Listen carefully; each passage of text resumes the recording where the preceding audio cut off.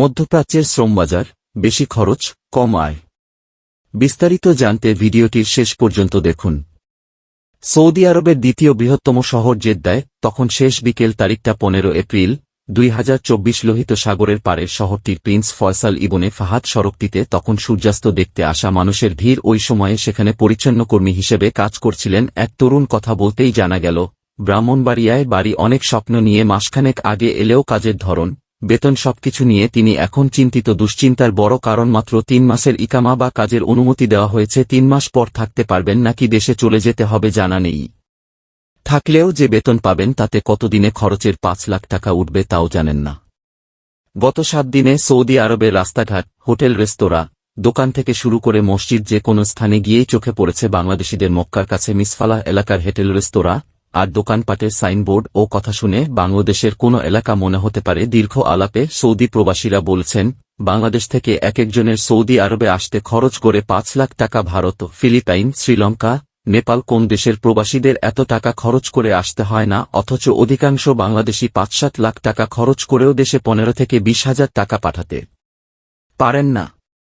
এই কথার সত্যতা মেলে প্রবাসী আয়ের তথ্যে। মনিরের মতো 16 লাখ নতুন কর্মী গত 3 বছরে সৌদি আরব এসেছেন, আর আগের কর্মী ধরলে নতুন পুরাতন মিলিয়ে দেশটিতে এখন 30 লাখ বাংলাদেশি আছেন। বাংলাদেশের জনশক্তি, কর্মসংস্থান ও প্রশিক্ষণ ব্যুরোর বিএমইটি তথ্য অনুযায়ী 2022 ও 2023 সালে 24 লাখ লোকের বৈদেশিক কর্মসংস্থান হয়েছে, যার অর্ধেকই এসেছেন সৌদি আরবে। কর্মসংস্থানের এই রেকর্ড হলেও সৌদি আরব থেকে প্রবাসী আয় আশাক্রমেই কমেছে।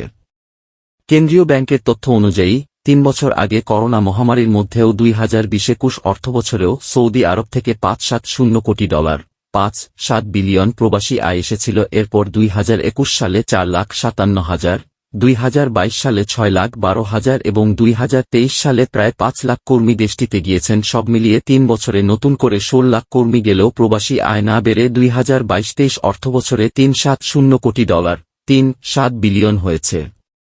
কেন্দ্রীয় ব্যাংকের সর্বশেষ তথ্য অনুযায়ী প্রবাসী আয় আসার দিক থেকে এতদিন সৌদি আরব শীর্ষে থাকলেও সেখান থেকে আয় কমায় 2023 সালে সবচেয়ে বেশি প্রবাসী আয় এসেছে মধ্যপ্রাচ্যের আরেক দেশ সংযুক্ত আরব আমিরাত থেকে। অথচ 2003 সাল থেকে গত 1 দশক ধরে বাংলাদেশ থেকে কর্মী নিচ্ছে না দেশটি। অথচ বাংলাদেশের দ্বিতীয় বড় এই শ্রমবাজারে 2008 সালেও 4,19,355 জন কর্মী গিয়েছিলেন। সর্বশেষ 2012 সালে 2,01,5,452 জন কর্মী দেশটিতে যায়। এরপর 2013 সালে অক্টোবর থেকে দেশটিতে কর্মী যাওয়া বন্ধ হয়ে যায়। গত কয়েক বছরে দেশটিতে লাখ 2 কর্মী গেছেন, যার বড় একটি অংশ গেছে পর্যটক ভিসায়। ফলে তারাও নানা সংকটে আছেন। বারবার আলোচনা হলেও বন্ধ এই শ্রমবাজারটি পুরোপুরি চালু হয়নি। একইভাবে মধ্যপ্রাচ্যের আরেক দেশ বাহরাইনেও 2018 সাল থেকে কর্মী পাঠানো বন্ধ, অথচ 2016 সালেও 7,2,000 কর্মী গেছেন। বন্ধের তালিকায় সর্বশেষ যুক্ত হয়েছে ওমান। গত বছরের নভেম্বর থেকে দেশটি বাংলাদেশিদের নিচ্ছে না। 2016 সালে সর্বোচ্চ 1,08,000 জন লোক যায় দেশটিতে। গত বছরের 1 নভেম্বর থেকে বাংলাদেশিদের জন্য সব ধরনের ভিসা বন্ধের ঘোষণা দেয় ওমান সরকার। রয়্যাল ওমান পুলিশের আরপি পক্ষ থেকে বলা হয়, সব শ্রেণীর বাংলাদেশি নাগরিকদের নতুন ভিসা ইস্যু স্থগিত কার্যকর হবে। ওমানে ট্যুরিস্ট ও ভিজিট ভিসায় আসা প্রবাসীদের ভিসা পরিবর্তন করার সুযোগও একই সাথে স্থগিত থাকবে। ওমানের পক্ষ থেকে এটি সাময়িক বলা হলেও কবে নাগাদ বাজারটি চালু হবে কেউ বলতে পারছে না। আবার বাংলাদেশের গুরুত্বপূর্ণ এই তৃতীয় বৃহত্তম শ্রমবাজারটি কেন এবং কী কারণে এখনও বন্ধ হল সে ব্যাপারেও সুনির্দিষ্ট কোনো তথ্য জানা নেই।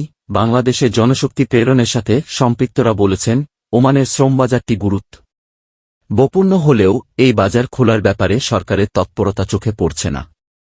এর মধ্যে মধ্যপ্রাচ্যে যুদ্ধ পরিস্থিতিসহ নানা কারণে ভবিষ্যৎ নিয়েও শঙ্কিত অভিবাসন খাতের লোকজন। তারা বলেছেন, বাংলাদেশের শ্রমবাজার যেহেতু মধ্যপ্রাচ্যকেন্দ্রিক, কাজেই এখানকার বড় কোনো শ্রমবাজার বন্ধ হলে পুরো শ্রমবাজারে তার প্রভাব পড়েছে, ভবিষ্যতেও পড়বে। কাজেই কর্মী পাঠানো ও বিকল্প শ্রমবাজার গড়ে তোলা জরুরি। কিন্তু বাংলাদেশের শ্রমবাজার, প্রবাসী আয়ের সঙ্গে মধ্যপ্রাচ্যের এত যোগসূত্রতা হল কিভাবে?